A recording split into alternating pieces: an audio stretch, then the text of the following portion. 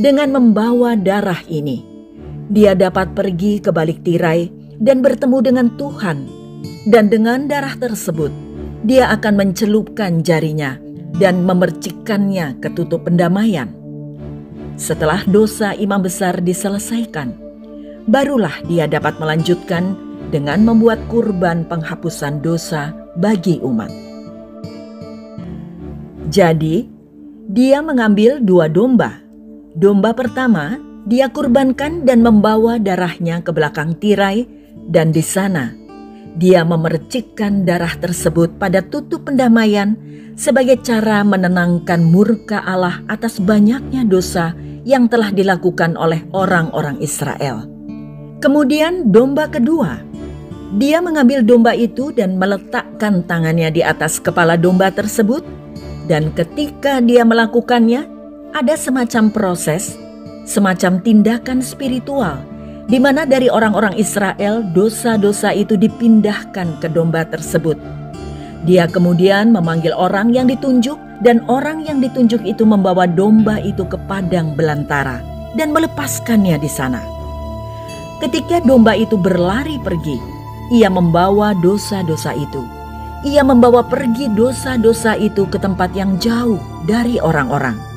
Sekarang, apakah Anda melihat bahwa kita memiliki seorang imam besar agung, dan namanya Yesus Kristus?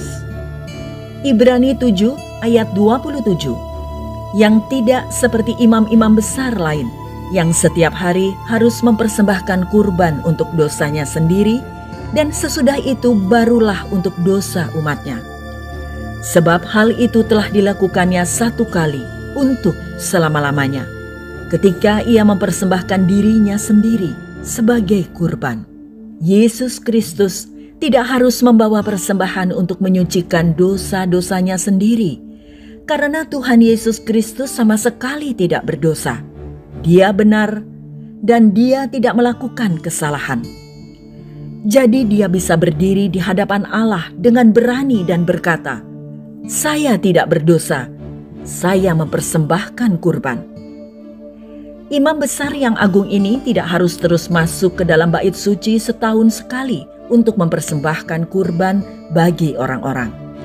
Ketika Kristus Yesus dipakukan di kayu salib, ketika dia tergantung pada kayu itu, itulah pengorbanan, 1 kali untuk selama-lamanya. Itu cukup selamanya untuk membayar harga untuk semua dosa kita selama-lamanya. Darah Yesus Kristus menyucikan kita dari dosa-dosa kita untuk selama-lamanya dan seterusnya. Tuhan Yesus Kristus tidak masuk dengan darah binatang. Dia mempersembahkan darahnya sendiri di hadapan Allah. Darahnya untuk meredakan murka Allah, sehingga murka yang tinggal atas Anda dan saya, murka atas dosa-dosa kita, di mana kita berdiri di hadapan Allah, dikutuk karena pendustaan kita, dosa kita, penghujatan kita, semua kesalahan yang telah kita lakukan. Murka itu dialihkan dan ditempatkan pada Yesus Kristus, dan di sana dia menyerapnya, sehingga kita dapat diampuni, dan darah itu bisa membasuh kita menjadi lebih putih daripada salju. Tuhan Yesus Kristus adalah tirai besar yang luar biasa itu. Tirai besar yang memisahkan tempat kudus bait suci dari ruang maha kudus yang paling kudus. Apa yang terjadi ketika Yesus Kristus meneriakkan 2 kata ini? Sudah selesai. Tirai bait suci robek menjadi 2, dan begitulah tanda terindah bahwa sekarang Anda dan saya, orang keji yang berdosa, bisa masuk dengan berani ke hadirat Tuhan. Jalan terbuka karena Yesus Kristus perantara antara Allah Bapa dan manusia, sehingga kita sekarang bisa masuk ke hadapan Tuhan dan tidak lagi terpisah karena dosa-dosa kita, karena Kristus membayar harga untuk dosa-dosa kita. Dia adalah kurban penghapus dosa yang kita butuhkan, sehingga satu-satunya hal yang perlu saya tanyakan adalah, apakah Anda mau datang dan meminta kepada Yesus Kristus untuk menjadi Tuhan dan Juru Selamat Anda? Maukah Anda memintanya untuk membawa Anda ke dalam rekonsiliasi dengan Tuhan, untuk membawa Anda kembali? Anda yang sudah begitu lama terpisah dengan Tuhan karena dosa-dosa, hari ini Anda bisa ditarik kembali kepada Bapa melalui pengorbanan yang Tuhan Yesus Kristus lakukan. Baiklah, sekarang kita akan kembali ke tabut perjanjian. Anda sudah menunggu cukup lama dan mungkin masih penasaran di mana tabut perjanjian itu berada.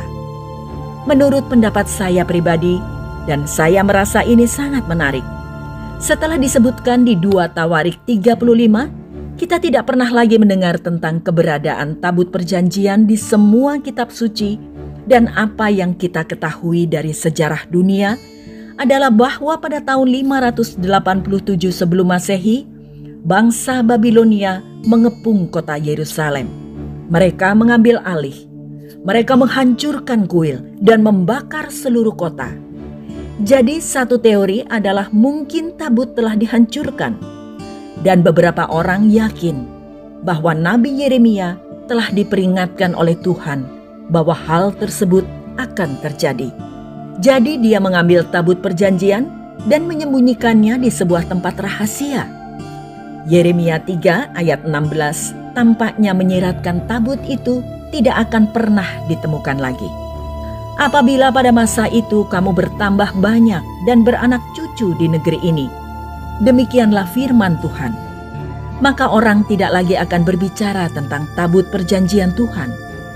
Itu tidak lagi akan timbul dalam hati dan tidak lagi akan diingat orang. Orang tidak lagi akan mencarinya atau membuatnya kembali. Sekarang kita harus sangat berhati-hati dengan teori ini, karena kita tidak menemukannya dalam kitab suci. Namun misalkan tabut itu tersembunyi di suatu tempat di bawah bumi, sekali lagi secara pribadi, saya tidak yakin bahwa kita akan pernah menemukannya. Karena apakah kita benar-benar pantas untuk menemukannya? Di sini kita memiliki dunia yang begitu jauh, yang sangat bejat, yang sangat berhubungan dengan hal-hal gelap, dan kita mendukung begitu banyak hal yang salah. Apakah kita benar-benar pantas untuk menangani sesuatu yang sakral seperti tabut perjanjian? Saya pikir tidak. Meskipun tabut perjanjian demikian berharga pada saat itu, kita tidak membutuhkannya lagi hari ini, karena kita memiliki perjanjian baru dengan darah Tuhan Yesus Kristus. Dan itu benar-benar cukup bagi saya. Dan saya berharap itu juga cukup untuk Anda.